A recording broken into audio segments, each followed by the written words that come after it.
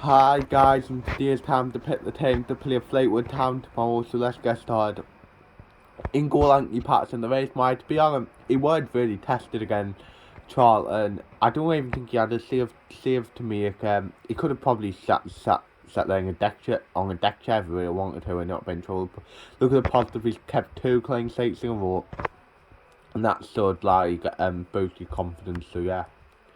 Right back, Carl Winchester. I thought Carl Winchester had a good game on Saturday. Like at right centre back, to be honest, this could be a three at the back, so don't read too much into the formation. But he got forward well, defended well, everything you want, and it's been nice the last few games to see Carl Winchester return to form, as I do like when they can play. So yeah.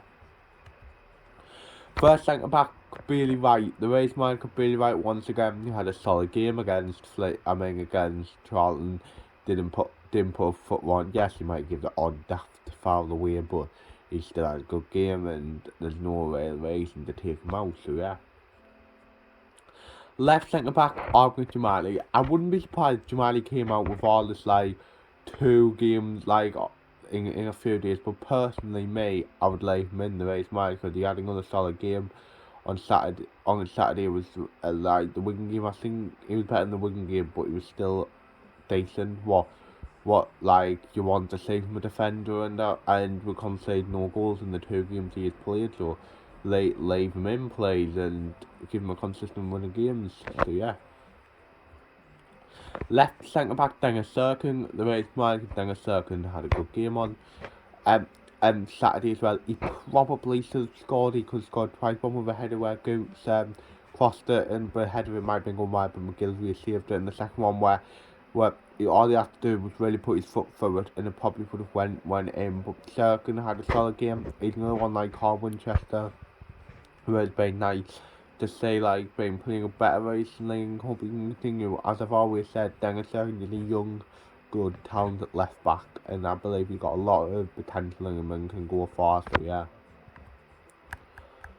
Right wing Lyndon Goots, the race man, because I thought Goots had a decent game on Saturday as well. I mean, put 1 or 2 great crosses into the box where if it was better finishing, he probably could have had an assist to one by Serkin and the other one by Stewart. And as well, defensively, also worked hard where he made sure that Winchester weren't left isolated, what was nice to see. So I mean, he did come off with a head injury, it looked like. Hopefully it's nothing, but if he's fit, he's a player for me, so yeah. Then first thing we made against his former club, Matete, the race man, because I do think that was Matete's worst game for Sunderland. Not like he was bad or anything, but it was just his worst game where he was quite wasteful on the ball, but you can also forgive him for that, as he run the ball back so much. And like I've always said, I think Matete is a good player, good young player, and I think he'll get better and better. Another one who I can say going far. So yeah.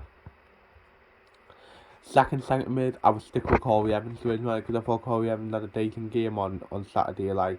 He is still not very good to watch if you get what I mean. But to be fair, he did the side of it where you don't really notice, and he kept the play tick and stuff like that. So I probably would just keep him. Obviously, you got Dan Neil there as Luke O'Neill was back on the pitch. He went in the squad, but he was back in the warm up, so I would include him in the squad. So you've got options, but I would stick with Corey Evans. So yeah. Jack on the right, Jack Clark. I mean on the left, Jack Clark coming for the into Alex Pritchard. It was the same about Pritchard, so it doesn't really look a good one. But I would pretty much give Clark the start instead of Embling ahead of Roberts, because I think that he has always looked bright coming off the bench, and I think he's looked good. And to be fair, I think he is due a start. So yeah. First striker Nathan Broadhead, the Raids man, because it was nice to see Broadhead back on Saturday. Obviously, he was bright, definitely. You could tell he was rusty, but he definitely did make a difference. And with Pritchard being out, he could be a real game changer in the last 10 games of the season. Hopefully 13 if he includes the playoffs. But I think Broadhead could be a key player and it was nice to see him back. So yeah.